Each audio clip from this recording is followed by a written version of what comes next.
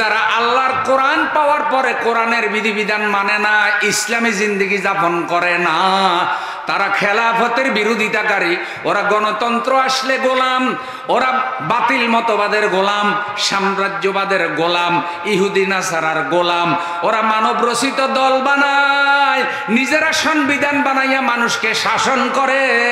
তারা যে খলিফা এটা ভুলে গেছে। খেলাফতের পক্ষে কথা বললে তারা আলেমদের উপরে জুলুম করে, তারা আল্লাহর আমানতের খেয়ানতকারী, তাদের ঈমান থাকে না। আল্লাহ রাব্বুল আলামিন বলেন, ইয়া আইয়ুহাল্লাযীনা আমানু লা তাখুনুল্লাহা ওয়ার রাসূল। ওহি ঈমানদারেরা, আল্লাহ এবং আল্লাহর রাসূলের সাথে বিশ্বাসঘাতকতা করো না। আল্লাহ বলছেন, ওহে ঈমানদারেরা, ঈমানদারদেরকে ডাক দিয়ে বলছেন, আমরা তো ঈমান এনেছি, তাই না? আল্লাহ আমাদের ঈমান কবুল করেন। ঈমানদারদেরকে ডাক দিয়ে আল্লাহ তাআলা বলছেন, লা তাখুনুল্লাহা ওয়ার রাসূল। খবরদার ঈমানদার, আল্লাহ এবং আল্লাহর রাসূলের সাথে বিশ্বাসঘাতকতা করো না। দুনিয়াতে এখন এমন কিছু মানুষও আছে যারা আল্লাহ এবং আল্লাহর রাসূলের সাথে ঈমান আনার পরেও বিশ্বাসঘাতকতা করে। ঈমান এনেছে এটা দাবি করে, হাজী সাহেব হজ করে এসেছে, মাথায় টুপি, মুখে দাড়ি, গায়ে জুব্বা, কিন্তু আল্লাহ এবং আল্লাহর রাসূলের সাথে বিশ্বাসঘাতকতা করে, এমন লোকের এখন আর অভাব নাই। কিন্তু আল্লাহ নিষেধ করেছেন, ওহি ঈমানদার, ঈমান আনার পরে আল্লাহ এবং আল্লাহ রাসূলের সাথে বিশ্বাসঘাতকতা করো না, খেয়ানত করো না। ওয়া তাখুনু আমানাতিকুম ওয়া আনতুম তা'লামুন। আর জেনে বুঝে তোমরা আমানতের খেয়ানত করো না। দুটি কাজ করতে নিষেধ করেছেন। একটা হলো আল্লাহ এবং আল্লাহ রাসূলের সাথে বিশ্বাসঘাতকতা করো না, আর 2 নম্বর হলো জেনে বুঝে তোমরা আমানতের খেয়ানত করো না। আমানতকে কেন্দ্র করে কিছু কথা বলবো ইনশাআল্লাহ। বিশ্বাসঘাতকতার সাথে যতটুকু আসে, তাহলে আল্লাহ তাআলা বলছেন, জেনে বুঝে আমানত সমূহের খেয়ানত করো না। রাসূল সাল্লাল্লাহু আলাইহি সাল্লাম বলেন, লা ঈমানা লিমান লা আমানাতা লাহু ওয়া লা দীনা লিমান লা আহদা লাহু। যেই ব্যক্তি আমানত রক্ষা করে না তার ঈমান নাই, আর যেই ব্যক্তি ওয়াদা রক্ষা করে না সেই লোকটার মধ্যে দ্বীনও নাই। যে আমানত রক্ষা করে না তার ঈমান নাই, বলেন তো কি নাই? আর যে ওয়াদা রক্ষা করে না তার কাছে দ্বীন নাই। আচ্ছা, ওয়াদা রক্ষা করে না এমন মুসলমান কুমারখালীতে আসেনি? আপনাদের মন ভালো আছে তো? আপনাদের মন কোনো বেজার নাই তো? আমি আসাতে বেজার হন নাই তো? তাইলে একটু খুশি হয়ে কথা বলেন। ওয়াদা রক্ষা করে না এমন বহু লোক আছে না নাই? আর আমানতেরও খেয়ানত করে এমন লোকও আছে। মুসনাদ আহমদের হাদিস 805 নম্বর হাদিস, মহানবী বলেন, যেই লোকটা আমানত রক্ষা করে না তার ঈমান নাই, যে লোকটা ওয়াদা রক্ষা করে না তার মধ্যে দ্বীন নাই। শুধু নামাজ রোজা করলেই দিনদার হওয়া যায় না, দিনদার হওয়ার জন্য ওয়াদা রক্ষা করা লাগে, আমানতেরও হেফাজত করা লাগে।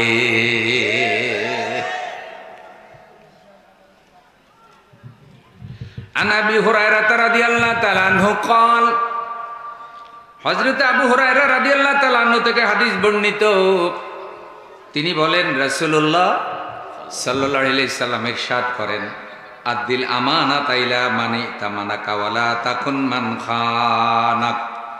রাওয়াহু আবু দাউদ। আবু দাউদ শরীফের হাদিস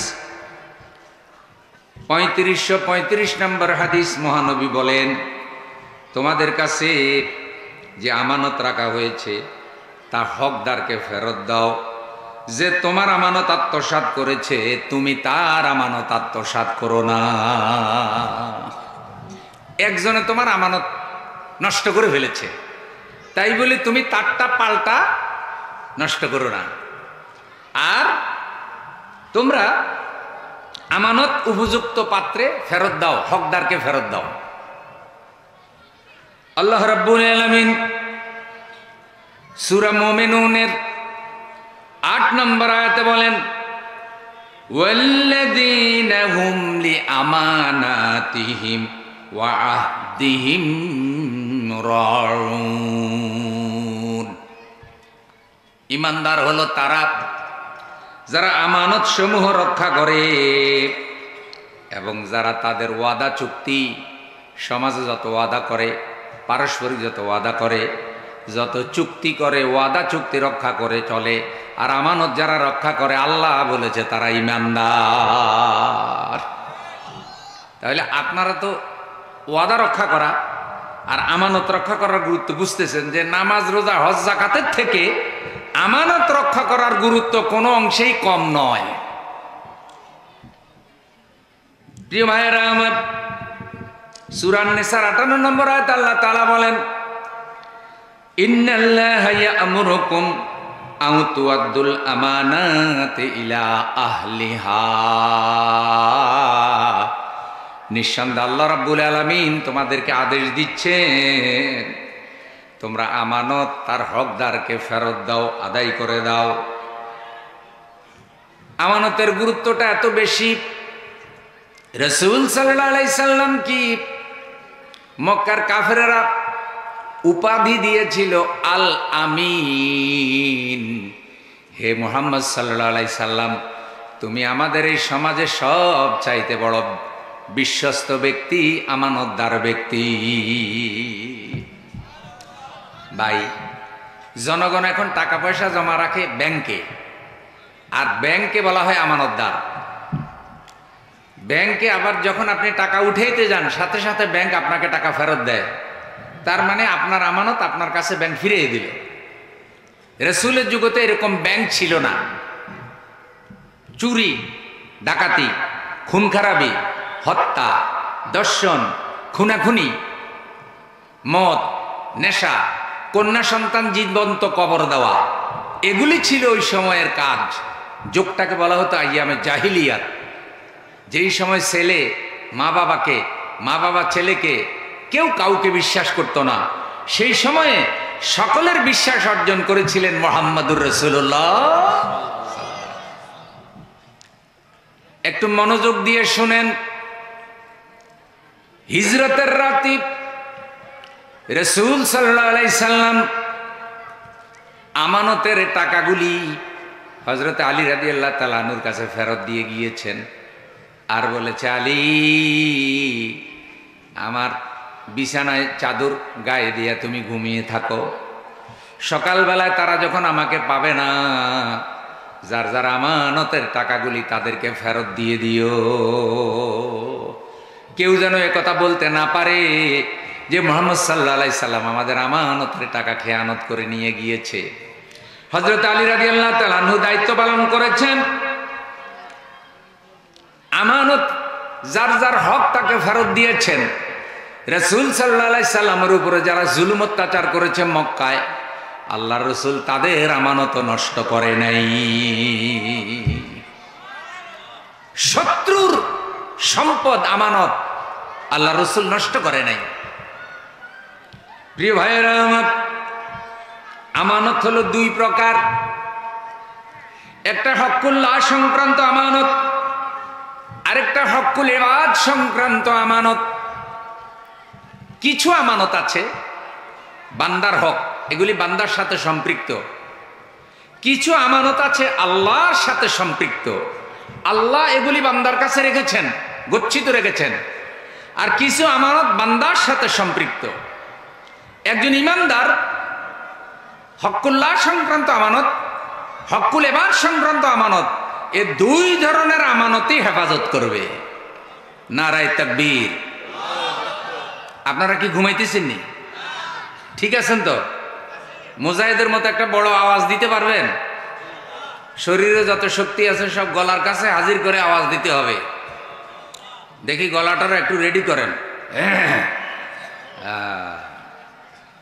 নারায়ে তাকবীর, নারায়ে তাকবীর। আল কোরআনের আলো, আল হাদিসের আলো, ইসলাম আছে যেখানে, কোরআন হাদিস যেখানে, নাচ গান যেখানে, মদ নেশা যেখানে, সন্ত্রাসীরা যেখানে, নাস্তিক আছে যেখানে, নারায়ে তাকবীর। আপনারা কিছুটা অলস হয়ে গিয়েছিলেন এবং কিছুটা ঘুম আসতেছিল, কিছুটা অমনোযোগী ছিলেন। একটু তাকবীর স্লোগান দিয়ে শুধু আলোচনার দিকে একটু মনোযোগ আকর্ষণ করা, আর কিছু না। কি বলেন? শরীরটা একটু তাজা হয়েছে না? কিছু অলসতা দূর হয়েছে না? আপনাদের এলাকায় শয়তান আছে না মরে গেছে? শয়তান আপনাদেরকে নিয়ে এখন বহুত চিন্তায় আছে যে এই মাহফিলে যদি বান্দাগুলি হেদায়েত হয়ে যায় আর এই মাহফিলে যদি বান্দাদের সব গুনাহ মাফ হয়ে যায়, তাহলে আমি শয়তান এত বছর যে পাপগুলা করাইলাম আমি তো ব্যর্থ হয়ে গেলাম। এ কারণে শয়তানের গোষ্ঠীরা মাহফিলে আইসা বাধা দেয়। শয়তান হইল একটা জিন শয়তান, একটা মানুষ শয়তান। মানুষ শয়তানগুলি এখন জিন শয়তান থেকেও খারাপ হয়ে গেছে। কোন কোন মানুষ শয়তান এত ভয়ঙ্কর যে জিন শয়তানেও মনে হয় তারে ওস্তাদ মানে। আল্লাহ সকল শয়তানের ষড়যন্ত্র থেকে ইসলামকে, কোরআনকে, দেশ জাতিকে আল্লাহ তুমি হেফাজত করো। জোরে বলতে হবে আমিন। আমি বলছিলাম আমানত দুই প্রকার। কিছু আমানত বান্দার সাথে বান্দার সম্পর্ক, কিছু আমানত আল্লাহর সাথে সম্পর্ক। এবারে আমার ভাইয়েরা, সূরা আহজাবের ৭২ নম্বর আয়াতটা আপনারা একটু শুনেন। আল্লাহ কি বলেন? আল্লাহ রাব্বুল আলামিন বলেন, ইন্না আরাদনাল আমানাতা আলাস সামাওয়াতি ওয়াল আরদি ওয়াল জিবালি ফাআবাইনা আন ইয়াহমিলনাহা ওয়া আশফাকনা মিনহা ওয়া হামালাহাল ইনসান ইন্নাহু কানা যালুমান জাহুলা। নিঃসন্দেহে এ আমানত আমি আল্লাহ রাব্বুল আলামিন আসমান সমূহ, জমিন সমূহ এবং পর্বত মালার নিকটে আমি পেশ করেছিলাম। এ আমানত আসমান, জমিন, পর্বতমালা ভয় পেয়ে গিয়েছিল। তারা আমানত বহন করতে সাহস করে নাই, রাজি হয় নাই, অস্বীকার করেছে। অবশেষে মানুষ সে আমানত বহন করছে। মানুষ অতিশয় জালেম এবং অতিশয় অজ্ঞ। জালেম হওয়ার পরেও, অজ্ঞ হওয়ার পরেও মানুষের মধ্যে কিছু বান্দাকে আমি আল্লাহ আমার আমানত বহন করার যোগ্যতা দিয়েছি। এই আয়াতে কারিমার মধ্যে আমানত বলা হয়েছে আল্লাহর কোরআনকে। আল্লাহর কোরআন পাহাড়, পর্বত, জমিন, আসমান সকলকে আল্লাহ বহন করার জন্য দায়িত্ব দিয়েছিলেন। ভয়ে তারা বহন করতে রাজি হয় নাই। আল্লাহ কিছু মানুষের জন্য কোরআনকে বহন করা সহজ করে দিয়েছেন। ছোট্ট ছোট্ট বাচ্চারা এরকম পাওয়ারফুল কোরআন, যে কোরআন আসমান জমিন বহন করতে সাহস করে নাই, সেই কোরআন তারা তাদের কলবের মধ্যে হেফজ করে, হাফেজ হইয়া বহন করে। শুধু কি কোরআন হেফজ করে? না বন্ধু, শুধু হেফজ করে না, কোরআন অধ্যয়ন করে, কোরআনের দার্স পেশ করে, কোরআন আলোচনা করে, কোরআনের তাফসীর বুঝে, কোরআনের আলোকে সমাজ রাষ্ট্র গঠন করার জন্য আল্লাহর কিছু বান্দারা কাজ করে।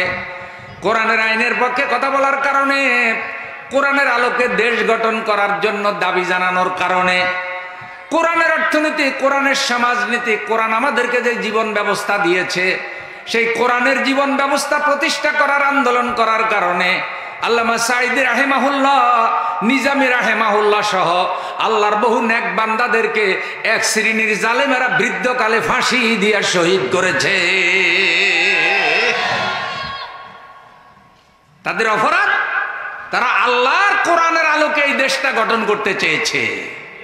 তাদের আর কোনো অপরাধ? আচ্ছা, আল্লাহর কোরআনের আলোকে দেশ সমাজ রাষ্ট্র চললে আপনারা খুশি না বেজার? কোরআন কি কোনো দলীয় কিতাব না আল্লাহর কিতাব? আল্লাহ কি কোনো দলের?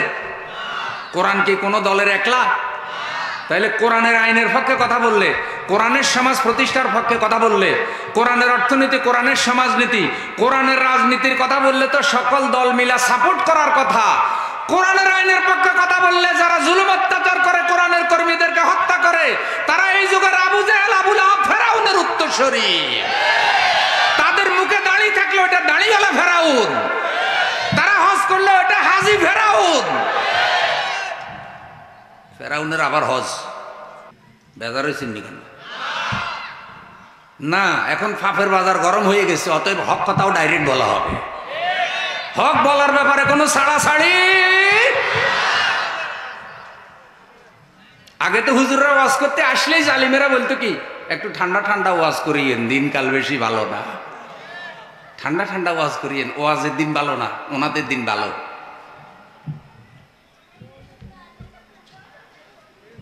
ঘুমাইতেছেন নি কেন? তাইলে কোরআন কার আমানত?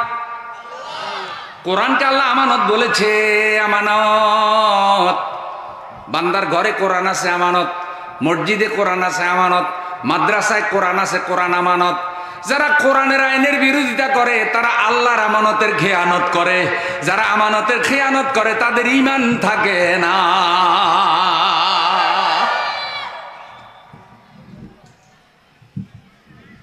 আমার বয়ান কি বুঝা যায়? মাশাআল্লাহ, বুঝলেই হইল। হেদায়েতের মালিক কে? আমরা তো বুঝানোর জন্য এসেছি। মা বোনেরা পর্দার আড়ালে আছেন, আপনাদেরকে তা দেখা যায় না কবরস্থানে ওয়াজ করার মতো। খবরদার মা বোনেরা চাইন বাড়ির গল্প, ছেলে মেয়ের গল্প, স্বামীর গল্প এটা করিয়েন না, কথা শুনেন। ওখানে কি প্রজেক্টর দেওয়া আছে? আচ্ছা, কারণ বোনেরা অনেক বেশি এসেছে, পুরুষের থেকে এখন মা বোনদের জোয়ার বেশি। আল্লাহ তাআলা আমাদের বোনদেরকে আল্লাহ দিন কায়েমের জন্য হযরত আয়েশার মতো ভূমিকা পালন করার তৌফিক দান করুন। আমাদের বোনদের জন্য আদর্শ ইসলাম, আমাদের বোনদের জন্য আদর্শ কোরআন, আমাদের বোনদের জন্য মডেল হলো হযরতে ফাতেমা রাদিয়াল্লাহু তাআলা আনহা, হযরতে আয়েশা রাদিয়াল্লাহু তাআলা আনহা, হযরতে খাদিজা রাদিয়াল্লাহু তাআলা আনহা। আমরা আমাদের বোনদেরকে কোরআন সুন্নাহর আদর্শ দিয়ে হযরতে খাদিজার মতো করতে চাই। ওরা আমাদের দেশের মহিলাদেরকে বেপরদা, বেশরম, বেহায়া বানাতে চায়। যারা মেয়েদেরকে বেপরদা বানাতে চায় ওরা নারীদের দুশমন।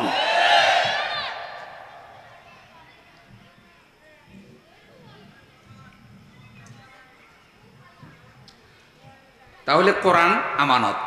কোরআন কি? কোরআনের আইনের বিরোধিতা করা মানে আমানতের খেয়ানত করা। মানুষ পৃথিবীতে আল্লাহর খলিফা, প্রতিনিধি। আল্লাহ তাআলা বলছেন, ইন্নী জাইলুন ফিল আরদি খলিফা, নিঃসন্দেহে আমি এই জমিনে খলিফা পাঠাতে চাই, প্রতিনিধি পাঠাতে চাই। খলিফা চিনেননি ভাই? যারা কাপড় কাটে তাদেরকে কি কয়? আপনাদের এলাকায় খলিফা বলে। এই খলিফা মানে কাপড় কাটার খলিফা না।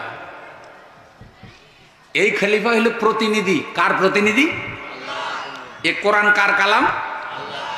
তো যেই কাজটা আল্লাহ ডাইরেক্ট করতেন সেটা আল্লাহ ডাইরেক্ট করবেন না, কোরআন প্রেরণ করেছেন। বান্দাকে বলেছেন প্রতিনিধি হিসাবে দায়িত্ব পালন করো। ওই প্রতিনিধিত্বের দায়িত্ব পালন করার উপরে তোমার নাজাত নির্ভর করে। যারা আল্লাহর কোরআন পাওয়ার পরে কোরআনের বিধিবিধান মানে না, ইসলামী জিন্দেগি যাপন করে না, তারা খেলাফতের বিরোধিতাকারী। ওরা গণতন্ত্র আসলে গোলাম, ওরা বাতিল মতবাদের গোলাম, সাম্রাজ্যবাদের গোলাম, ইহুদি নাসারার গোলাম। ওরা মানব রচিত দল বানায়, নিজেরা সংবিধান বানাইয়া মানুষকে শাসন করে। তারা যে খলিফা এটা ভুলে গেছে, খেলাফতের পক্ষে কথা বললে তারা আলেমদের উপরে জুলুম করে, তারা আল্লাহর আমানতের খেয়ানতকারী, তাদের ঈমান থাকে না।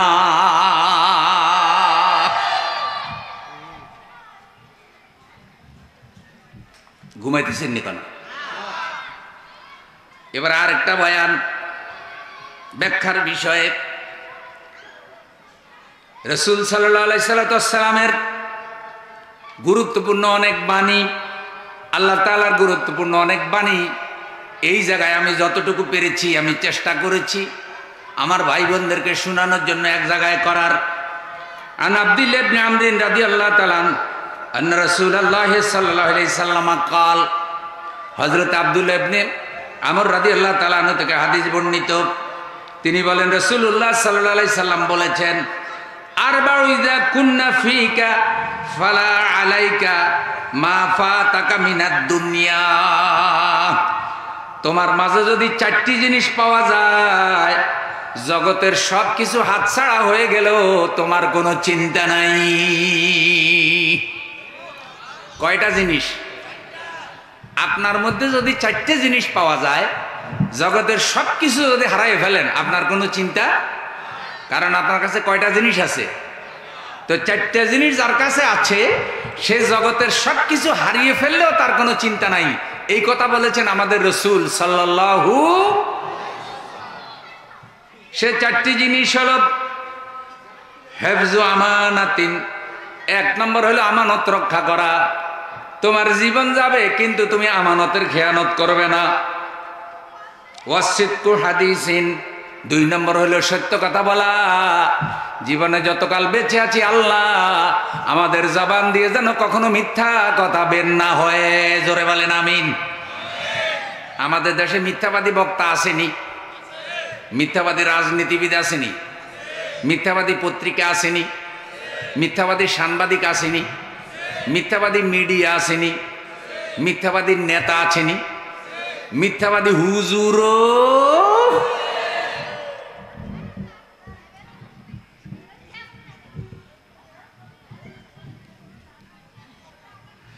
ও আমার বন্ধু, ইসলামী সংগঠনের বিরুদ্ধে মিডিয়ায় মিথ্যাচার করে এরকম বহু মিডিয়া আছে, বহু সাংবাদিক আছে, জালেমের দালালি করে ইসলামী সংগঠনের বিরুদ্ধে জাতিকে মিথ্যা রচনা করে শোনায়। আল্লাহ হাসরের দিন তাদের উপরে গুসা থাকবে। আল্লাহর খাতায় মিথ্যাবাদীদের মধ্যে তাদের নাম চলে যাবে। আল্লাহর কাছে মিথ্যাবাদীদের যে লিস্ট আছে, আপনার আমার নাম মিথ্যাবাদীদের লিস্টে যাক, এটাকে আমরা চাই? আমরা হযরতে আবু বকর সিদ্দিক রাদিয়াল্লাহু আনহু, তিনি সত্যবাদী, আল্লাহ যেন সত্যবাদীদের খাতায় আমাদের নাম উঠায়। জোরে বলেন না আমিন। আর একটু জোরে বলেন।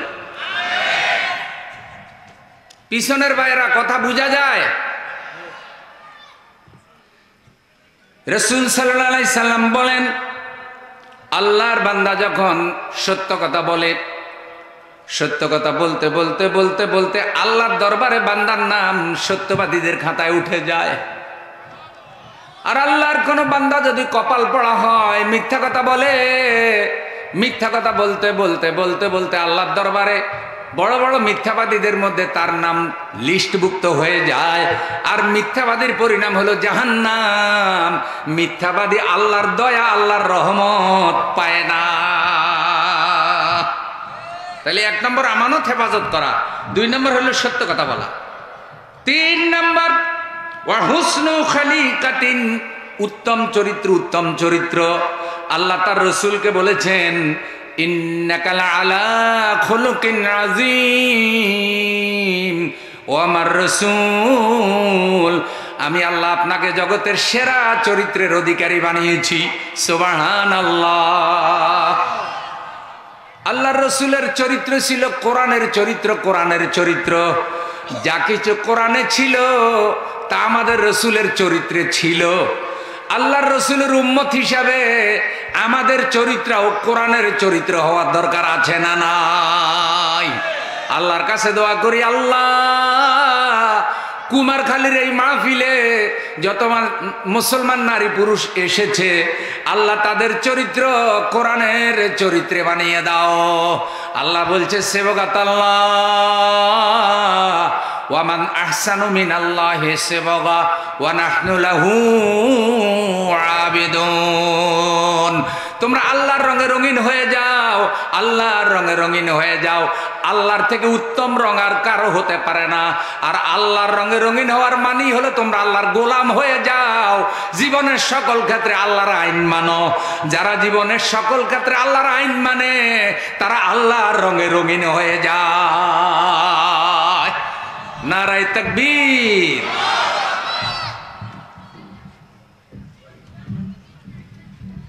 এরপরে 4 নম্বরে নবী বলেছেন ওয়াইফাতু ফি তুমাতিন, পবিত্র রেজেক খাও।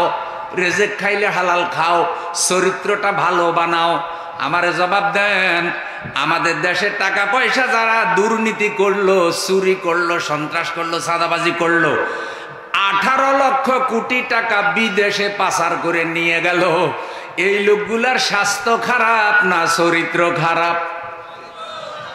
সবাইকে বলতে হবে, যারা দেশের 18 লক্ষ কোটি টাকা চুরি করে বিদেশে নিয়ে গেছে, এদের স্বাস্থ্য খারাপ না চরিত্র খারাপ? আরো জোরে, কি খারাপ? চরিত্র যদি ভালো হতো তাহলে যেই পরিমাণ দেশের উন্নয়ন হয়েছে তার থেকে আরো 50 গুণ বেশি উন্নয়ন হতো। চরিত্র খারাপ হওয়ার কারণে রাস্তা বানায়, 6 মাসে রাস্তা ধ্বংস হইয়া যায়।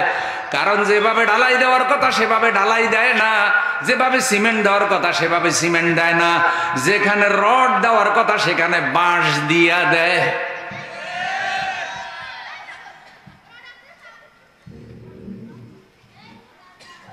আর বলে কি, প্রতিদিন বলে আমার সোনার বাংলা আমি তোমায় ভালোবাসি।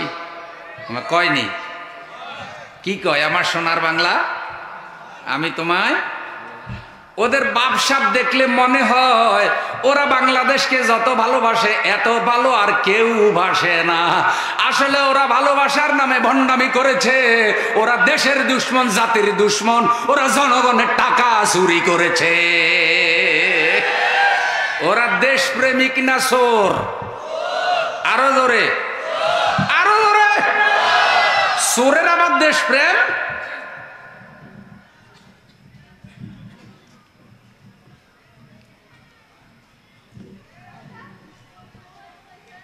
আচ্ছা, চুরি করে যা টাকা পয়সা কামাইছে এটা হালাল না হারাম? সবাইকে বলতে হবে। কুকুরের গোশত খাওয়া, শুয়োরের গোশত খাওয়া, সন্ত্রাস, চাঁদাবাজি, চুরির টাকা খাওয়া সব হারাম। শুয়োরের গোশত রাঁধে দিলে খাইব না, বলবো কি আমি কি কাফের হয়ে গেছে নাকি? কিন্তু চুরির টাকা ঠিকই চুরি করে গরু দিয়ে কোরবান দিছে, কয় হুজুর সওয়াব হইব দি। গরু চুরি করে এনে কি দিছে? কোরবানির গরু কিনতে গেছে ঢাকা শহরে এক হাটে। দেখি যে কোরবানির গরু কিনে আনার পরে হাসিল দেখাইতে হয়। হাসিল করে আমাদের কোনো দাম নাই, এক বড় লোকের শুধু কেবল পাগল হয়ে গেছে সবাই। আর উনি তো গরু নিয়ে গেল, আর হাসিলওয়ালারা সার সার কইতে কইতে আরো মুখ দিয়ে ফেনা বের হয়। তো আমি একজনকে জিজ্ঞাসা করলাম, ভাই ওনার এত মর্যাদা কেন? উনি কোন ভিআইপি? ওনারা যে সার সার কইতেছে, কয় হুজুর সব কিছু বুঝতে যাইয়েন না, চুপচাপে গরুর হাসিল দিয়ে চলে যান। তা আমি বললাম একটু আস্তে আস্তে কর না, কি হয়েছে? কয় উনি হলেন এই এলাকার গড ফাদার, বড় হুজুর। ওনারে চাঁদা দিয়া টাকা দিয়া গরু বাজার বসাইছে, আর ওনারে সন্তুষ্ট করার জন্য গরুটা দিয়ে দিছে, উনি কোরবানি করবে, চাঁদার গরু দিয়া কোরবানি করবে। কথা কর। এক চোরের কথা মনে আছে যে সে শিক্ষার সাথে জড়িত। বিসিএস পরীক্ষার প্রশ্নপত্র তার কাছে ছিল আমানত, এটা রাষ্ট্রের আমানত। আর সে কি করলো? সে 20 লক্ষ টাকা নিয়ে নিয়ে প্রশ্ন বেঁচে দিল। এই যে 20 লাখ টাকা করে নিচে, এটা জায়েজ হয়েছে নি? যারা চুপ করে আছে তাদের ধারণা কিছুটা জায়েজ হয়েছে মনে হয়। কিন্তু মুখে দাড়ি, গায়ে পাঞ্জাবি, মাথায় টুপি, নামাজের এমন একটা ভাব ধরে, গাড়ি চালায়, গাড়ি দাঁড় করাইয়া স্টিয়ারিং ধইরাও নামাজ পড়ে, দেখলে মনে হয় আল্লাহর ওলি, আসলে খাড়া চোর।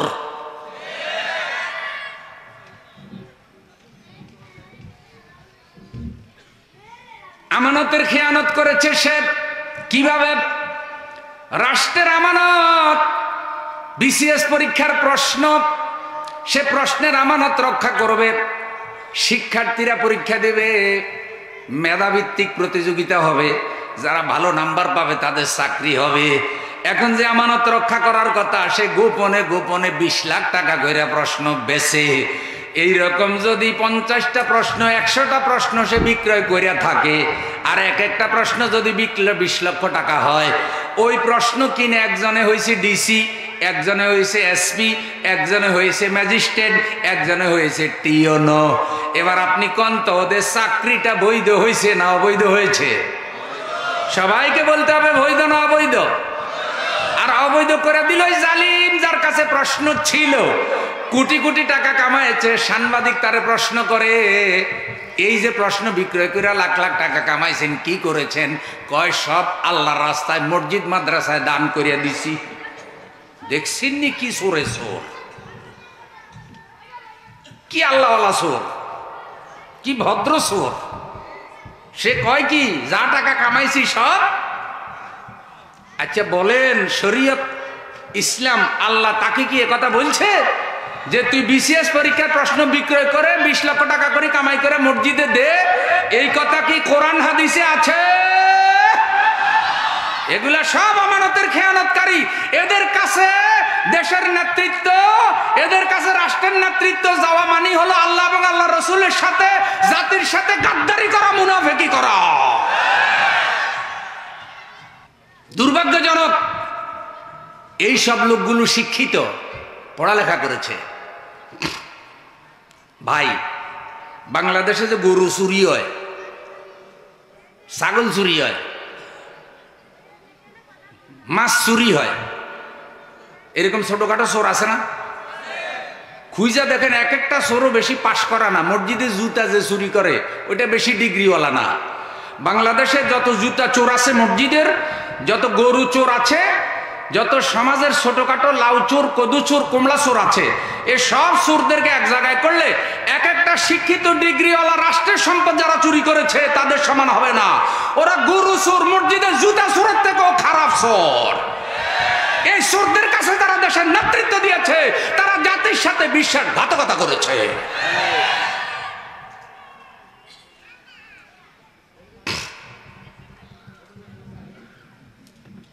ঘুম আসেনি কেন? মশা কামড়ায়নি? ইমান গরম আছে, তাজা আছে? নারায়ে তাকবীর। তাহলে আমরা চরিত্রটা কোরআন হাদিসের মতো বানানোর চেষ্টা করব, আর হালাল খাবো। কি খাবো? যার মধ্যে 4টে জিনিস আছে।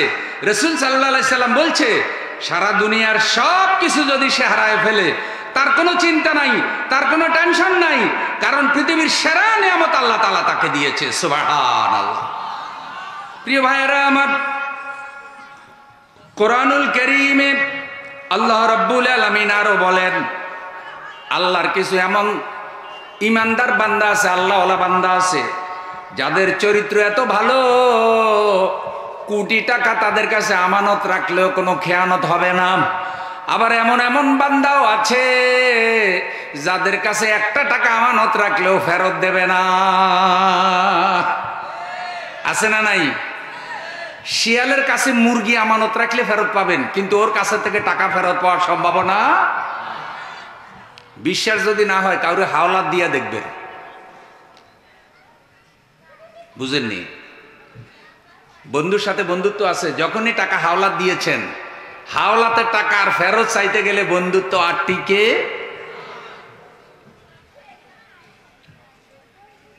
কত যে ওয়াদা দেয়। এক দোকানদার বলতেছে, হুজুর একটা ব্যবসা দিয়েছিলাম, হালাল তরিকায় রিজিক আল্লাহর কাছে তালাশ করব, জমিন বিক্রয় করে 10 লক্ষ টাকা দিয়ে ব্যবসা দিয়েছি দোকান। 1 বছরের ভিতরে কিছু লোক আমার দোকানে লালবাতি জ্বালিয়ে দিয়েছে। কেমনে? কয় যেই বাকি নিয়েছে ওয়াদা দিছে আর বাকি টাকা সহজে ফেরত। তো আমাকে একদিন বলে, হুজুর আপনার সামনে মসজিদে প্রথম কাতারে যে নামাজ পড়ে একটা লোক, হাজী সাহেব, তার বাবা মারা যাওয়ার পরে তার বাবার জন্য গরিব মানুষ খাওয়াবে, খরচ করবে, আমার দোকান থেকে বাজার নিয়েছে। এই লোকটা আমাকে 1 মাসের সময় নিয়েছে যে 1 মাসের মধ্যে আমার সব টাকা ফেরত দেবে। 3 মাস হয়ে গেছে, আমার দোকানের সামনে দিয়েও যায় না, হজ করে আসছে। এই ব্যক্তিকে কে বলেছে বিশ্বাসঘাতকতা করে, ওয়াদা খেলাপ করে তারপরে তার বাপের মৌতা খাওয়াইতে? তা আমি বললাম আমি কি করতাম? আজকে জুমার নামাজ একটু ভালো করে ওয়াজ করে দিবেন যাতে ও হেদায়েত হয়, আমার টাকাগুলো যাতে ফেরত দেয়, একটু ওয়াজটা ভালো করে দিয়ে। কারণ মসজিদের ইমামদের কাছে সমাজের অনেক মানুষই তাদের দুঃখের কথা বলে, কথা কর না। সেই দিন জুমার খুতবায় বান্দার হক নষ্ট করার ওয়াজ করলাম আমি। আপনি হাজী সাহেব হন, আল্লাহওয়ালা হন, গাজী সাহেব হন, দানশীল হন, যদি বান্দার হক নষ্ট করেন আল্লাহ আপনাকে ক্ষমা করবে না। হাদিসটা শোনালাম, সে হাদিসটা সারাংশ হলো এরকম, রাসূল সাল্লাল্লাহু আলাইহি সাল্লাম বলেছেন, আল্লাহর সেই বান্দাটা কিয়ামতের দিন সবচাইতে বড় হতভাগা, যেই বান্দা পাহাড় পরিমাণ নেক আমল নিয়ে কিয়ামতের দিন উঠবে, পাহাড় পরিমাণ গুনাহ নিয়ে লোকটা জাহান্নামে যাবে। জোরে বলেন নাউজুবিল্লাহ। ও আমার ভাইয়েরা বোনেরা, পাহাড় পরিমাণ নেক আমল নিয়ে উঠবে, পাহাড় পরিমাণ পাপ নিয়ে জাহান্নামে যাবে। নেক আমল নিয়ে উঠলে তো জান্নাতে যাওয়ার কথা, নেক আমল নিয়ে পাহাড় পরিমাণ নেক আমল নিয়ে উঠার পরে পাহাড় পরিমাণ পাপ নিয়ে জাহান্নামে কেন যাবে? এবার সারাংশটা ব্যাখ্যাটা এরকম, একটু কান খাড়া করে শুনেন। যখন সে নেক আমলের পাহাড় নিয়ে জান্নাতের দিকে রওনা হবে, এমন সময় পাওনাদার এসে তার সামনে দাঁড়াবে। কারা দাঁড়াবে? একটু কথা বলেন, কারা? ওই যার হক নষ্ট করছে, যার জায়গা জমি দখল করছে, যার বাড়িতে চাঁদাবাজি করছে, যার ঘরের সম্পদ চুরি করছে, রাস্তার টাকা চুরি করছে। ওই বাজারের মধ্যে কুমারখালী বাজারে একজনের 3 ডিসিম জায়গা দখল করে ফেলাইছে। এরকম দখলবাজ আছে না নাই? 2 নম্বর দলিল বানাইছে, জাল দলিল বানাইছে, বানাইয়া কয় জায়গা তো আমার।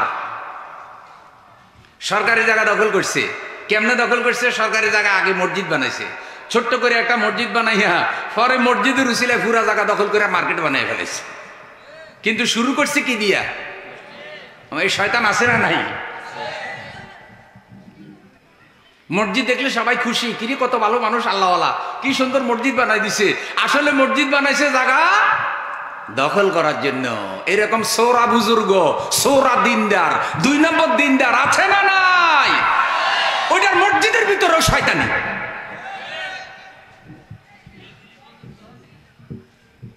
কিলিও আছে কে?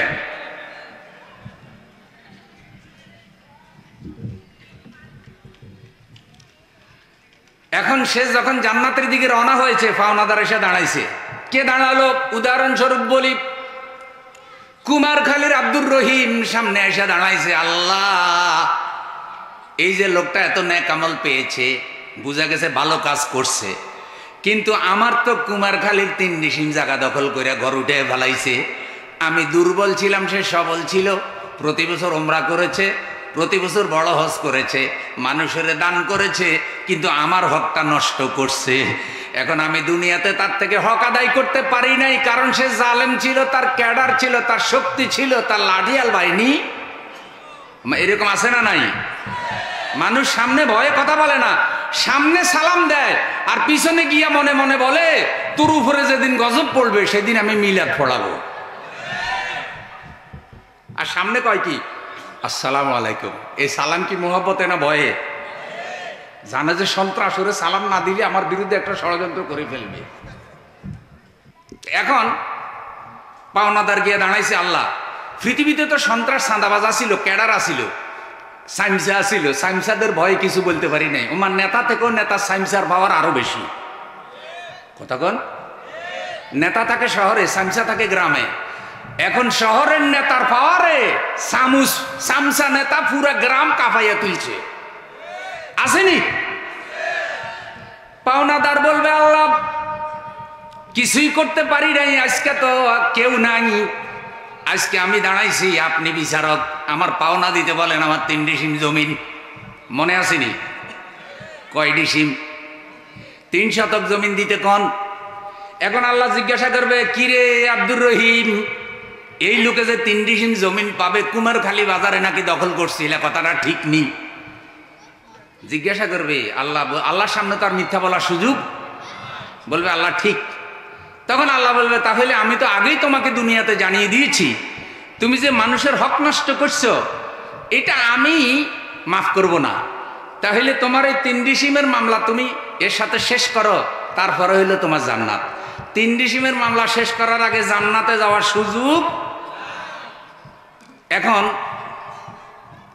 সে বলবে আল্লাহ আপনি একটু সহযোগিতা করেন। কয় কি সহযোগিতা? কয় আবার কুমারখালী বানান, পৃথিবীটা বানান, আমারে ফাড়ান, ওরে ফাড়ান। এবার যদি আমি পৃথিবীতে যাইতে পারি তাহলে ওই 3 ডিসিম তারে ফেরত দিয়ে দিব, আর আমি এই জায়গা জমিনের লোভ লালসা করব না। দেখছেন না আল্লাহরে কি যুক্তি দিতেছে, যে আপনি আবার নতুন করে কি কুমারখালীটা বানান। আচ্ছা আল্লাহ একবার ধ্বংস করলে আবার বানাইবনি? আল্লাহ বলবেন শোনো, একবার ধ্বংস হয়ে গেছে, কিয়ামত হয়ে গেছে, আর বানানো হবে না। সে বলবে আল্লাহ তাহলে আমি করব কি? এমন সময় পাওনাদার বলবে আল্লাহ আমার একটা আবেদন আছে। কি আবেদন? কয় 3 ডিসিম জায়গা, 3 শতক জায়গা যদি আমার ফেরত দিতে না পারে তাহলে আমার আমল নামার মধ্যে 50,000 নেক কম আছে। এই 50,000 নেক হইলে আমি জান্নাতে যাইতে পারি। আমি ওই 3 ডিসিম জায়গার মালিকানা তাকে ছেড়ে দেব, বিনিময়ে তার আমল নামা থেকে আমার আমল নামায় 50,000 নেক একটু ট্রান্সফার করে দেন। যেভাবে অনলাইনে ট্রান্সফার হয়, বিকাশে টাকা পাঠায়নি, কথা কয় না? তো বিকাশে এক মোবাইল থেকে আরেক মোবাইলে যদি টাকা যাইতে পারে, তো আল্লাহ ওর আমল নামা থেকে আমার আমল নামায় 50,000 নেক এরকম ফাটাই দেন, আল্লাহ অটো ট্রান্সফার করে দেন, অটো ট্রান্সফার। সুবহানাল্লাহ কর। তাহলে 3 ডিসিমের ক্ষতিপূরণ হিসাবে 50,000 নেক চলে গেছে।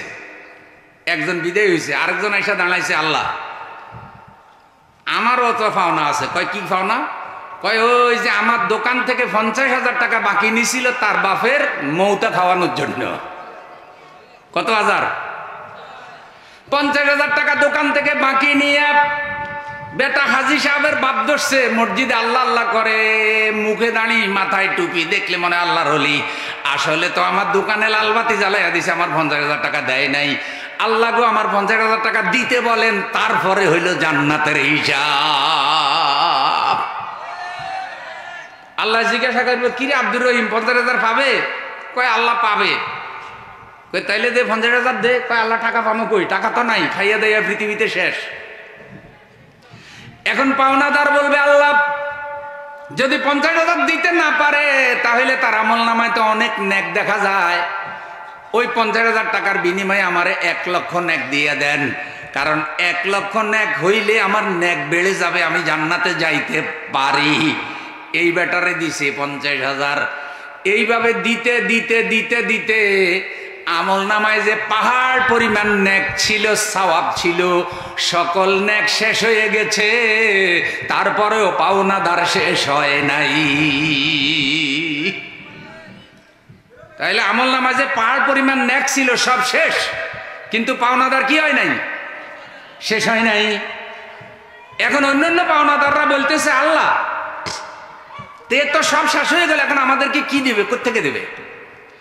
আরেকজন এসে দাঁড়াবে, আল্লাহ মাঠে আমার জমিন ছিল, 2 নম্বর দলিল বানাইয়া আমার জমিন দখল করে নিয়ে গেছে। আল্লাহ বলবেন কথা কি ঠিক? সে স্বীকার করবে ঠিক। আল্লাহ বলবেন তাহলে এখন কি দিবা, দিয়া দাও।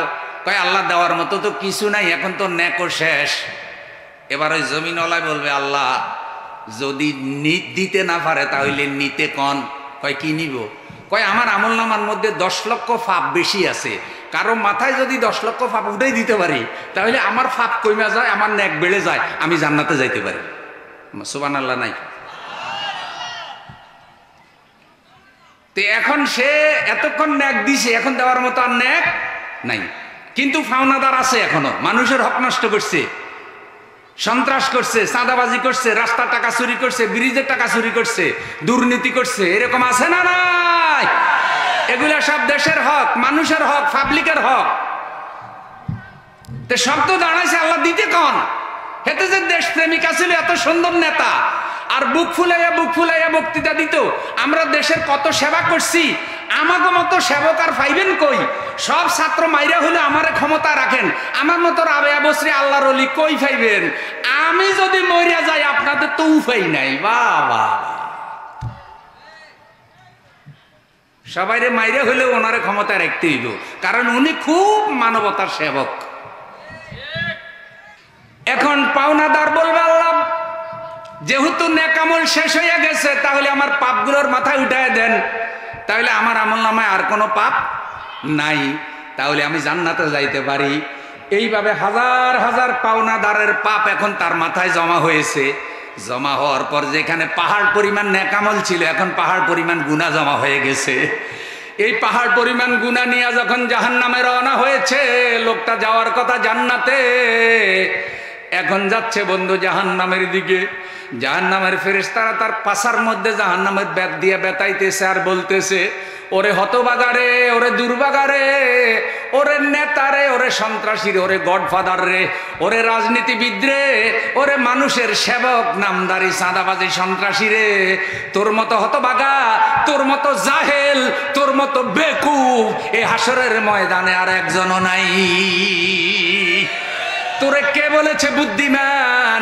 তুই তো আসলে বুদ্ধিমান নয়, তুই নিজের উপরে জুলুম করেছিস, নিজে জাহান্নামের উপযোগী বানাইছিস। আল্লাহ আমাদেরকে জাহান্নাম থেকে রক্ষা করো, এত জোরে বলেন আমি। আমরা যেন কোনো মানুষের আমানত নষ্ট না করি, হক নষ্ট না করি।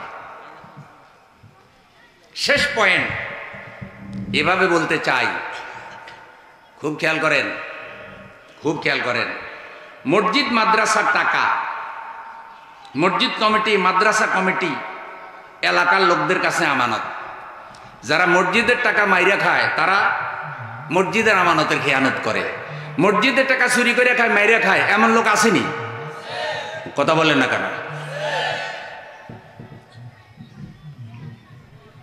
মসজিদেরটা খাইয়া বলে কি, খাইলে আল্লাহটা খাইছি, তোমাদেরটা খাইছি।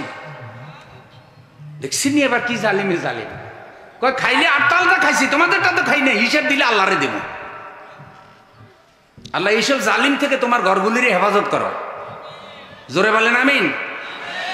বহু জায়গায় বেনামাজি মসজিদ কমিটির সভাপতি আছে না নাই? এক ওয়াক্ত নামাজও পড়ে না মসজিদ কমিটির সভাপতি। কি সভাপতি কেন? উনি সভাপতি হয়েছে পাবলিকের মধ্যে প্রভাব বিস্তার করার জন্য। উনি একটা দলের নেতা, সেই দলের পাওয়ার যেন সমাজে থাকে, এই জন্য উনি ওনার লোকদেরকে মসজিদের সভাপতি গায়ের জোরে বানাইয়া দিছে, যোগ্যতা দিয়া হয় নাই। এমনও আছে না নাই? এগুলা সব আমানতের খেয়ানত। বেনামাজিকে মসজিদের সভাপতি বানানো, এটা ওই ফদের আমানতের খেয়ানত, আল্লাহর ঘরের উপরে জুলুম করা। ওই জালিম যখন মসজিদের সভাপতি হয়, তখন ইমাম সাহেবকে মসজিদে আর হক কথা বলতে দেয় না। খারাপ লাগেনি কেন? এই দশা হয়েছে এখন সমাজের, রাষ্ট্রের। প্রিয় ভাইয়েরা আমার, রাসূল সাল্লাল্লাহু আলাইহি সাল্লাম যখন মেরাজে গেলেন, আল্লাহর রসুল কিছু মানুষের আযাব দেখলেন, এমন কিছু আযাবও দেখলেন যে একটা লোক জ্বলন্ত আগুনের কয়লা খায়। বাজারে গিয়ে দেখবেন মাঝে মধ্যে যারা কামার, খন্তা বানায়, দা বানায়, কুড়াল বানায়, লোহা যদি তাদের কাছে নিয়ে দেন, ওই লোহা তারা কয়লার মধ্যে ঢুকাইয়া দেয়, ঢুকাইয়া বাতাস দিতে থাকে, দিতে দিতে দিতে দিতে এক পর্যায়ে আপনার খন্তা, আপনার দাও, আপনার লোহাটা আগুনের কয়লার মতো লাল হয়ে যায়। কোনটা আগুন কোনটা লোহা এটা পার্থক্য করা যায় না। এই ধরনের একটা গরম লোহা যদি পেটে ঢুকাইয়া দেওয়া হয়, পেটের অবস্থাটা কি হবে রে বন্ধু? ওই রকম উত্তপ্ত জাহান্নামের আগুনের কয়লা তারা খেতেছে, আর ওই কয়লা পেটের মধ্যে ঢুকে নাড়িবুড়ি গালাইয়া পায়খানার রাস্তা দিয়ে বের করে দিতেছে। জিবরাইল আমিনের কাছে রাসূল জানতে চাইলেন, ও ভাই জিবরাইল, এটা কাদের শাস্তি দেখলাম রে জিবরাইল? জিবরাইল বলছে, ইয়া রাসূলুল্লাহ, ইয়া হাবিবাল্লাহ, এটা হলো ওইসব লোকদের শাস্তি যারা মসজিদ মাদ্রাসার আমানত চুরি করে খেয়েছে, যারা এতিমের মাল ভক্ষণ করেছে, যারা জনগণের হক চুরি করেছে। আল্লাহ তাদেরকে জাহান্নামের জ্বলন্ত আগুন খাওয়াবে।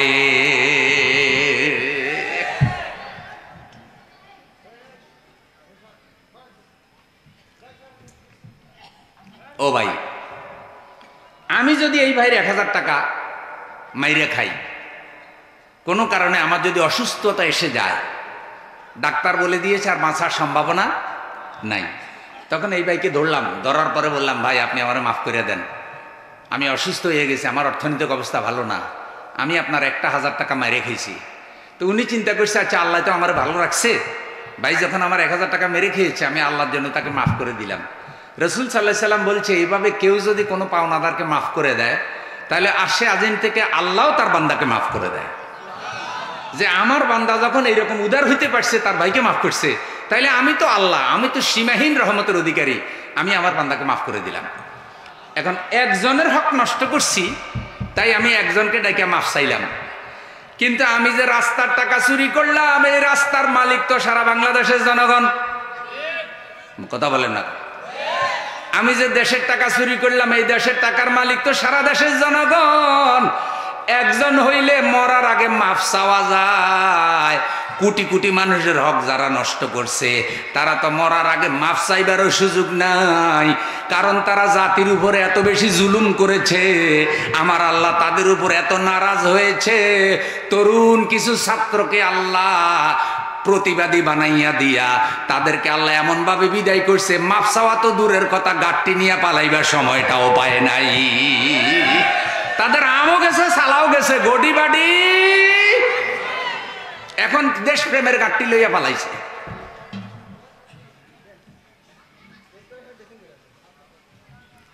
এটা কে করছে? এই ঘটনাটা কে ঘটাইছে? মানুষে না আল্লাহ? জোরে বলেন, মানুষে না আল্লাহ? সীমা লঙ্ঘন করলে আল্লাহ যে কাউকেই ধরতে, সে আল্লাহ কি আছে না নাই? বর্তমানেও যারা চালাইতেছে তাদের অবস্থা আল্লাহ দেখে নাকি দেখে না? আপনারাও সীমা লঙ্ঘন করবেন না। যারা ক্ষমতায় যাওয়ার স্বপ্ন দেখতেছেন, তারাও সাবধান হইয়া যান। সন্ত্রাস চাঁদাবাজি যদি তলে তলে আপনারাও চালান, তাইলে যে আল্লাহ 15 বছরের স্বৈরাচারের মুহূর্তের ভিতরে ডুবাইছে, সে আল্লাহ সেকেন্ডের ভিতরে আপনাদেরকে থাপ্পড় দিয়ে বিদায় করে দিতে পারে। বাপসাপ দেখলে মনে হয় 15 বছরের ক্ষুধার্ত, যারে পাই তারে খাই। বা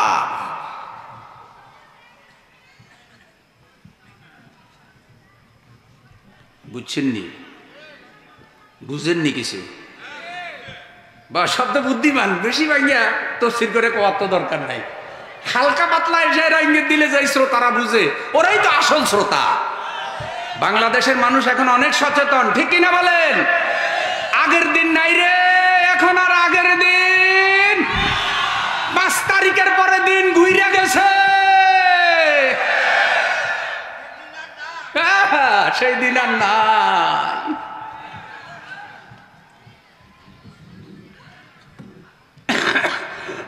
সুতরাং যারা 5 তারিখ দেখছেন, তারা সবচাইতে বড় ইতিহাসের সাক্ষী হয়েছেন। সবচাইতে বড় ইতিহাসের সাক্ষী হয়েছেন আপনারা। তাইলে এখন আমাদের কি করণীয়? শেষ কথাটা বলতে চাই, উপযুক্ত লোকের হাতে দেশের নেতৃত্ব দিতে হবে, যারা আল্লাহর কোরআন রসুলের আদর্শ দিয়া দেশ চালাবে, যারা আপনাদের ঘরে ঘরে যাচ্ছে, দুয়ারে দুয়ারে যাচ্ছে, যারা আপনাদেরকে বলছে, হে অশান্তিতে নিমজ্জিত মানবতা, যদি শান্তি চাও তাহলে আল্লাহর কোরআনের শাসনের দিকে ফিরে আসো। এরকম মানুষ এখনো আছে যারা সন্ত্রাস করে না, চাঁদাবাজি করে না, যাদের 2 জন মন্ত্রী শহীদ হয়েছে, যারা মন্ত্রীর দায়িত্ব পালন করেছে, একটা টাকার দুর্নীতি করে নাই। জাতি দেখেছে, পৃথিবী দেখেছে, যাদের হাজার হাজার ছাত্র আছে, দুর্নীতি করে না, সন্ত্রাস করে না, মদ নেশা করে না, চাঁদাবাজি করে না, যারা এখনো পর্যন্ত লোকদেরকে নামাজি বানানোর জন্য, দিন বুঝানোর জন্য, কোরআন বুঝানোর জন্য কাজ করে, দিনে রাতে দাওয়াত দেয়, জুলুমের মোকাবেলা করেছে তারা 15টি বছর, যাদের সকল নেতাদেরকে দুনিয়া থেকে বিদায় করে দেওয়া হয়েছে প্রথম শ্রেণীর, তারপরে তারা জীবন দিয়া কালেমার পতাকাকে উপরে রেখেছে, কোরআনের মর্যাদাকে উপরে রেখেছে। তারা এই সুযোগে আপনাদেরকে ডাকছে, আপনারা কোরআনের পক্ষে রায় দিয়া সৎ যোগ্য আল্লাহওয়ালা মানুষদের কাছে দেশের নেতৃত্ব দেন। তা না হলে গাদ্দারি হবে, গাদ্দারি হবে, আমানতের খেয়ানত হবে। সচেতন থাকতে হবে। তাহলে আমরা কোরআনের শাসন কায়েমের জন্য সামনে কাজ করবো ইনশাআল্লাহ। আমাদের সমাজে এমন নেতৃত্ব আছে যারা সন্ত্রাস করে না, চাঁদাবাজি করে না, যারা দুর্নীতি করে না, ইফটিজিং করে না, যারা আল্লাহর কোরআন রসুলের আদর্শের দিকে ডাকবে, যারা অমুসলিমদের অধিকারের কথা বলে, যারা ন্যায় নীতি ইনসাফের কথা বলে, মেধাভিত্তিক চাকরির কথা বলে, যে প্রত্যেকে মেধা দিয়ে যোগ্যতা দিয়ে প্রতিযোগিতা করবে, যে ভালো করবে সে চাকরি পাবে। এটা ইনসাফের কথা, এটা ন্যায় নীতির কথা। আর সন্ত্রাসীরা, জালেমরা কোটা নাম করে 56% কোটা দিয়া তাদের রাজনৈতিক ব্যবসায়ী টাউটদেরকে তারা চাকরিতে ঢুকাইছে। আর ওই রাজনৈতিক টাউট সারা জীবন যারা ইউনিভার্সিটিতে পড়ালেখা না করে কোটার নামে যারা চাকরি নিয়েছে, তারাই পরবর্তীতে ঘুষ খেয়ে দুর্নীতি করে দেশটাকে ধ্বংস করেছে। আর সেই ধ্বংস এখন জাতির উপরে বর্তাইছে। তারা তো পালিয়ে গিয়েছে, 18 লক্ষ কোটি টাকা চুরির টাকা তারা জাতির ঘাড়ে চাপিয়ে গিয়েছে। তাদের অপকর্মের দায় এখন জাতিকে বহন করতে হচ্ছে। এটা জাতির সাথে বেঈমানি, আল্লাহর সাথে গাদ্দারি। আল্লাহ তাদেরকে এই জন্য তো নেতৃত্ব দেয় নাই। আল্লাহ আমাদেরকে আমানতের প্রতি গুরুত্ব দেওয়ার তৌফিক দান করুন।